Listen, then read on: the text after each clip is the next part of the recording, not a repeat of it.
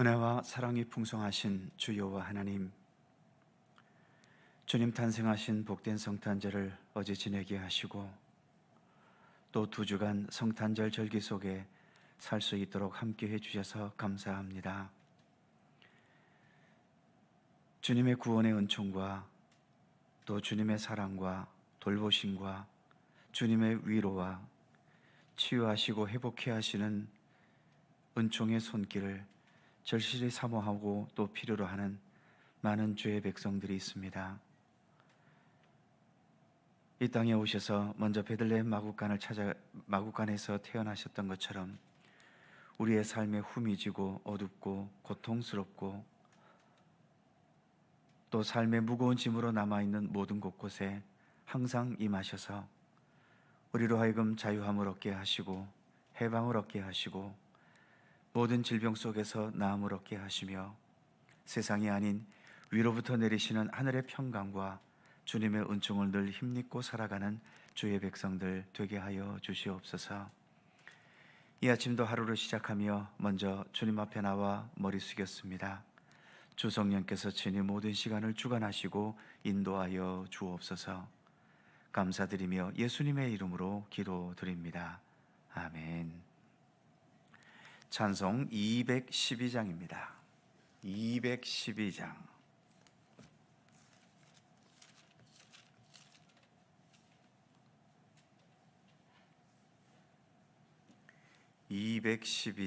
함께 찬송합니다.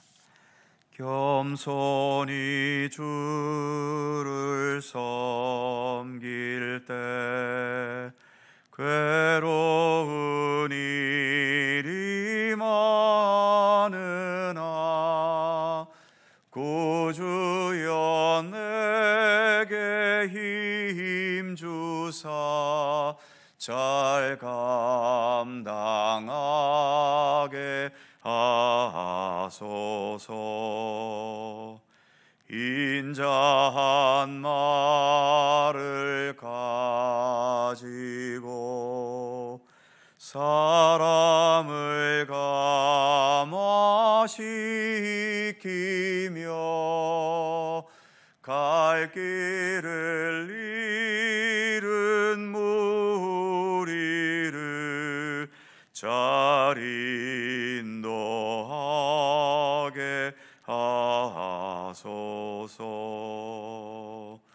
구주의 귀한 인내를 깨달아 알게 하시고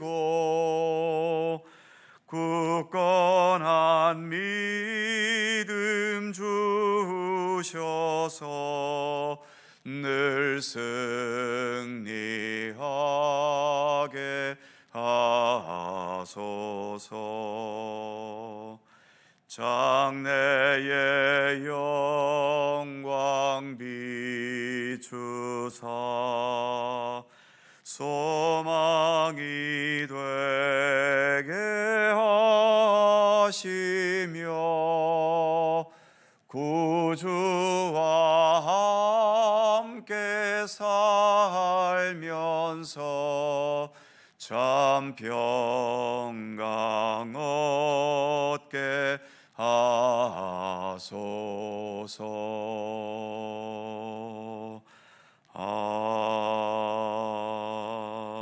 아멘.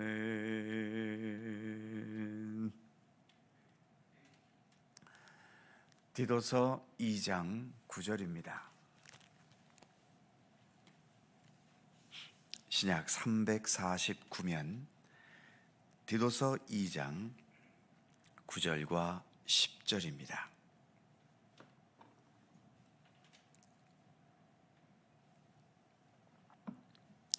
디도서 2장 9절과 10절 두 계절을 다 함께 한 목소리로 봉독합니다. 종들은 자기 상전들에게 범사에 순종하여 훔치지 말고 오히려 모든 참된 신실성을 나타내게 하라. 이는 범사에 우리 구주 하나님의 교훈을 빛나게 하려 함이라. 아멘. 2장 1절에서부터 목회자와 목회자인 디도와 늙은 남자, 늙은 여자, 젊은 여자, 젊은 남자에게 교훈하는 것에 이어서 이제 마지막으로 오늘 본문에서 바울은 종들을 위해 권면합니다. 당시는 종과 노예가 있었던 시대였고 교회 성도들 중에도 종과 노예의 신분들이 많이 있었지요. 계급과 신분이 엄격했던 그 시대에 한 교회 안에서 주인 계급과 종과 노예 신분의 사람들이 같은 성도로 한 공동체를 이루었다는 것만으로도 그 시대에는 혁명적인 일이었지요. 주 안에서 모두가 동일하고 동등한 존재임을 세상에서는 불가능했지만 교회 안에서는 이것이 가능할 수 있었던 겁니다. 우리나라 기독교 역사 중에 1910년대에 전북 김제에 있는 금산교회의 이자익 목사와 조덕삼 장로의 이야기는 한국교회의 자랑스러운 역사로 남아 있습니다. 이자익 목사는 조덕삼 장로 집에서 머슴을 살던 종이었죠. 집도 절도 없이 떠돌던 이자익을 조덕삼 장로는 종으로 받아들여서 자기 집에서 일하게 했던 겁니다. 선교사에게 이 두 사람이 같이 전도를 받아서 주인과 머슴 둘이 함께 세례를 받고 또 집사가 되었고 그리고 교회를 세웠습니다. 세월이 흘러 교회에서 장로를 세워야 했는데 이 두 사람이 최종적으로 추천됐고 그리고 투표 결과 놀랍게도 주인이 아닌 머슴 이자익 집사가 장로가 되었던 겁니다. 그럼에도 주인인 조덕삼 집사는 머슴을 교회에서는 장로로서 깍듯하게 모셨고 2년 뒤에 자기도 장로가 되었을 때 이 이자익 장로를 평양신학교에 보내서 자기 비용으로 공부를 시키고 목사가 되게 한 겁니다. 그 후에 다시 금산교회로 청빙해서 담임 목회를 하게 했던 거죠. 자기 머슴을 장로로 섬기고 또 담임 목사로 섬겼던 아름다운 일화입니다. 그런데 교회의 역사 속에는 이렇게 아름다운 이야기만 있었던 것은 아니었던 것 같습니다. 초대교회도 이렇게 주인과 종이 함께 신앙생활하는 일들이 있었고 이것은 참 아름답고 좋은 일인데 교회에서 평등하게 대해주니까 종들 중에는 자기 주인에게 버릇없이 대하고 주인의 명령과 지시를 우습게 여기는 일들이 있어서 문제가 되는 경우들도 많이 있었다고 하지요. 그래서 바울은 우리가 주 안에서는 종이나 주인이나 동일한 게 분명하지만 그러나 여전히 이 세상에서는 상하관계가 존재하기 때문에 그 관계를 쉽게 여기거나 그것을 무시해서는 안 된다는 것을 교훈할 필요가 있었던 겁니다. 오늘날에는 종이나 노예 같은 그런 신분은 없지만 직장 생활이나 또는 조직사회 속에서는 여전히 상하관계와 명령체계는 존재할 수밖에 없지요. 자기에게 주어진 위치에 따라 명령하고 지시하는 위치에 있기도 하지만 또는 명령을 받고 지시를 따라야 할 위치에 있게 되기도 합니다. 교회도 마찬가지죠.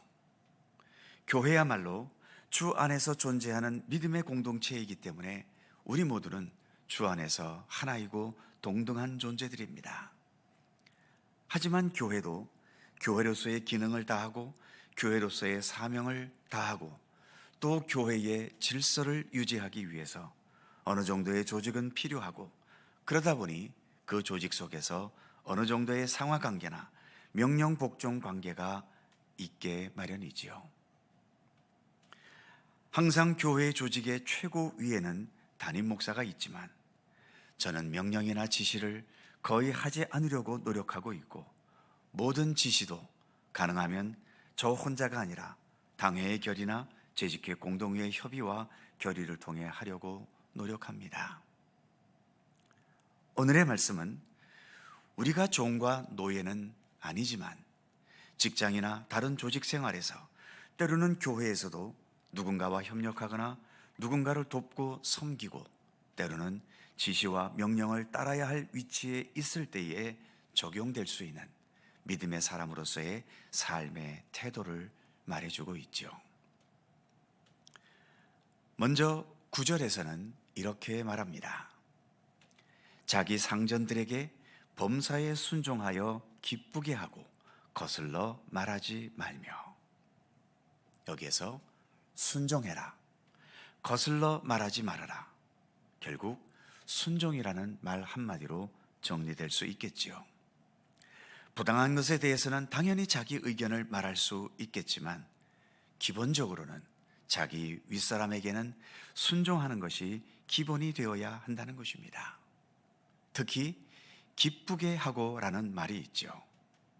윗사람에게, 상전에게, 또 조직에서 자기보다 위에 있는 사람들에게 기쁨을 줄 수 있는 최고의 것은 역시 순종하는 데에 있지 않겠습니까? 예수님께서도 교리상으로는 삼위일체 하나님으로서 동등한 분이셨지만 이 세상에서 계실 때에는 아버지 하나님께 철저히 순종하셨지요. 특히 십자가의 죽음을 앞두시고 밤을 새워 겟세마네 동산에서 기도하실 때 나의 원대로 마시고 아버지의 원대로 하시옵소서.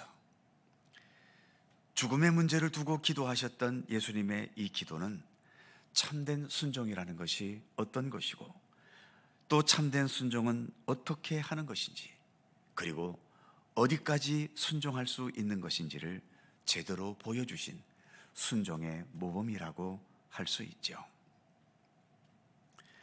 그 다음 절인 10절에 보면 훔치지 말고 오히려 모든 참된 신실성을 나타내라, 이렇게 말합니다.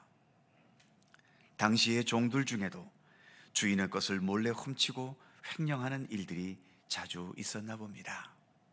오늘날에도 회사 직원들이 회사 돈을 횡령하거나 자기 지위를 이용해 부정을 저지르는 일들이 여전히 일어나고 있지요.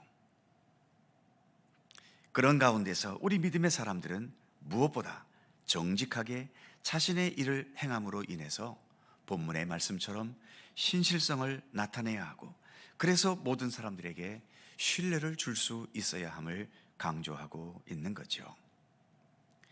예수님께서도 우리들을 향해 너희는 세상의 소금과 빛이 되어야 한다고 말씀하셨지 않습니까? 자기 이익을 위해 속이고 훔치고 횡령하고 술수와 편법을 쓴다면 어떻게 우리가 세상 속에서 예수 그리스도의 복음을 위한 소금과 빛이 될 수 있겠습니까? 10절 마지막 부분에도 보면 이는 범사에 우리 구주 하나님의 교훈을 빛나게 하려 함이라. 주님의 교훈, 예수 그리스도 복음을 이 세상 속에서 빛나게 할 수 있는 것은 바로 우리들의 삶을 통해서 가능하다는 거죠. 즉 신실함, 정직함, 아름다운 순종과 섬김, 자기 이익이 아니라 자기 본분에 충실할 수 있는 것, 바로 이러한 삶의 모습이 예수 그리스도 복음과 주님의 교훈을 이 세상 속에서 빛나게 할 수 있다고 본문은 말씀합니다. 우리가 예수를 믿는 궁극적인 목적은 내가 구원받아 천국에 가는 것이겠지만, 예수께서 산상수훈인 마태복음 7장 21절에서 말씀하시는 것처럼 나더러 주여 주여 하는 자마다 다 천국 가는 것이 아니라 아버지 하나님의 뜻대로 행하는 자라야 갈 수 있다는 이 말씀, 우리는 늘 이 말씀을 깊이 기억해야 할 것입니다. 즉 주여 주여 부르짖는 곳에서 머물지 말고 주님의 뜻을 따라 주님 앞에서 정직과 진실함과 순종과 섬김과 자기 본분에 충실한 삶이 동반되어야 함을 예수님께서도 강조하며 말씀하셨던 것이죠. 우리는 그 예수님을 따르고 예수님께 순종하고 예수님을 본받고 행하는 그리스도인들입니다. 기도하겠습니다.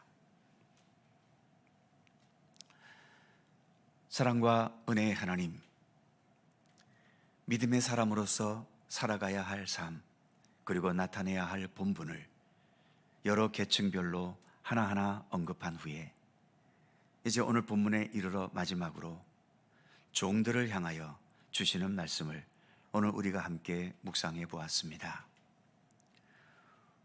우리도 때로는 높은 위치에서 명령하고 지시할 때도 있지만, 그러나 또 많은 부분 우리는 누군가의 뜻에 따라 또는 지시와 명령에 따라 순종해야 할 위치에 있고, 무엇보다 우리는 주님의 종들이고 주님의 백성들이기에 언제나 주님의 말씀과 명령에 순종하고 복종하고 따라야 할 책임이 있음을 오늘의 말씀 앞에서 다시 한번 되새겨 봅니다. 우리가 어떠한 모습으로 어떠한 위치에 있든지 늘 우리의 마음 깊은 곳 속에는 하나님을 향한 순종의 의지가 바탕이 될 수 있도록 함께 해주시고, 또 우리가 가정이나 직장이나 또는 교회에서도 이제 여러 가지 조직에 따라 주어진 질서와 또 그 체계에 따라서 우리가 명령해야 할 위치에 있을 때 정당하게 명령하고 합리적으로 지시해야 하겠고, 반면 또 우리가 명령과 지시를 따라야 할 위치에 있다면 근본적으로 겸손한 순종의 의지를 가지고 모든 것을 진실하게 따를 수 있는 그러한 믿음의 의지로 살아가도록 함께 하시기를 간절히 빌고 원합니다. 참된 순종 속에서, 그리고 자신의 본분을 지켜가는 것 속에서 이처럼 주의 복음이 빛날 수 있고 하나님의 교훈이 빛나게 될 수 있음을 말씀해 주셨사오니, 우리들의 살아가는 이 삶을 통해서 우리 가운데 선포된 하나님의 복음이 더 빛날 수 있게 하시고, 주님의 생명과 구원의 복음이 더 세상을 향하여 온전한 빛을 발하게 할 수 있는 그러한 도구로서 우리의 삶에 쓰임받도록 하나님 함께 하시기를 간절히 빌고 원합니다. 주님의 말씀과 뜻 앞에서 내 자신을 좀 더 아름답게 다듬어 갈 수 있도록 인도해 주시고, 그리하여 우리들의 삶을 통해서 더 하나님 원하시는 참된 뜻과 복음과 생명의 말씀들이 더 참되게 증거되고 선포될 수 있도록 함께 하시기를 간절히 빌고 원합니다. 오늘도 새날을 우리에게 허락해 주셔서 감사합니다. 오늘도 새벽을 밝히며 기도할 때에 주께서 우리의 기도 가운데 일일이 귀를 기울여 주시고 주님의 선하신 뜻과 섭리 가운데 응답되도록 역사하시기를 간절히 빌고 원합니다. 오늘도 여러 가지 고통과 아픔 속에서 주님의 도우심과 돌보심의 은총을 사모하며 간구하며 기도하는 우리 성도들의 간절한 기도 가운데 함께 하시고, 오늘도 치유와 회복과 믿음의 의지와 용기와 하늘의 평강과 은총으로 우리의 삶 가운데 늘 동행하시며 함께해 주시옵소서. 여전히 세상은 복잡합니다. 전쟁도 분쟁도 다툼도 대립도 끊임없는 세상이지만, 이러한 세상 속에서도 언제나 우리의 시선을 주님께 향할 수 있게 하셔서 주님의 뜻을 붙잡게 하시고 주님의 사랑과 은혜를 더 의지하며 나아가는 우리들의 믿음의 발걸음이 되도록 함께해 주시옵소서. 오늘 하루도 주님의 평강과 은총이 우리의 삶 가운데 함께 하시기를 원하오며, 우리 구주 예수 그리스도의 거룩하신 이름으로 기도하옵나이다. 아멘.